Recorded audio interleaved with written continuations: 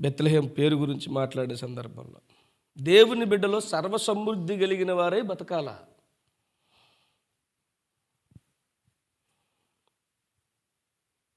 అడుక్కునేవారిగా ఉండకూడదు, అప్పు తీసుకునేవారిగా ఉండకూడదు.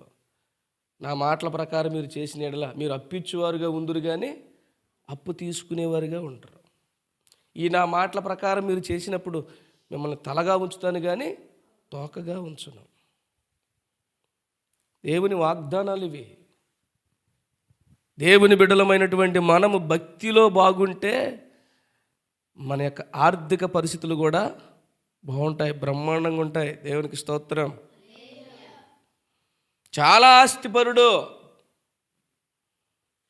ఆ ఊర్లో, బెత్లెహేం ఊర్లో చాలా ఆస్తిపరుడు. ఎక్కడి నుంచి వచ్చింది ఇంత ఆస్తి? బోయజు తల్లి ఎవరో తెలుసా? ఎవరో? రాహేలా? రాహాబు. రాహాబు ఎవరో తెలుసా? అది వేశ్య. ఎరుకో పట్టణములో వేశ్య, ఒళ్ళమ్ముకొని బతికినటువంటి వ్యక్తి. ప్రభువు నమ్ముకొని పాత జీవితాన్ని విడిచిపెడితే దేవుడు సల్మానునిచ్చి వివాహం చేశాడు. ఆ సల్మానుకి రాహాబుకి పుట్టినటువంటి కొడుకే బోయజు. ఇంతకు మునుపు పాత జీవితం ఎలాగుందో అనవసరం. ప్రభువు నమ్ముకున్న తర్వాత మన జీవితం నూతనం అవ్వాలా. ప్రభువు నమ్ముకున్న తర్వాత పరిశుద్ధత, పవిత్రత, నమ్మకత్వము, నీతి, యథార్థత, నిజాయితీ భక్తిలో ఉండాలా. ప్రభువు నమ్ముకోకముందు అదే బతుకు, ప్రభువు నమ్ముకున్న తర్వాత అదే బతుకుంటే మన బతుకులు ఇంకా మారవు. ప్రభువు నమ్ముకోకముందు ఎలాగో బతికాం, లోకంలో ఇష్టానుసారంగా జీవించాం, వదిలేయి. ఇప్పుడు ప్రభువు నమ్ముకున్నాం,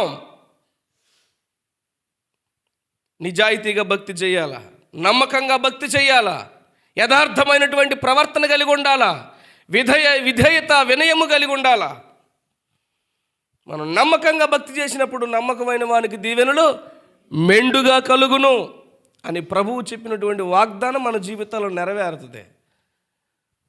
రాహాబు ఒకప్పుడు పాపిష్టి జీవితం జీవించింది. ప్రభువు నమ్ముకున్న తర్వాత, రక్షించబడిన తర్వాత నమ్మకంగా ఉంది. ఆ నమ్మకత్వాన్ని బట్టి దేవుడు సల్మానునిచ్చి వివాహం చేశాడు. వారిద్దరిని దేవుడు దీవించి బోయజ్ అనేటటువంటి ఒక మంచి వ్యక్తిని బిడ్డగా, కుమారుడిగా ఇచ్చాడు. Praise the Lord. ఆ బోయజ్ను కూడా ఆ రాహాబు చాలా భక్తిగా పెంచింది.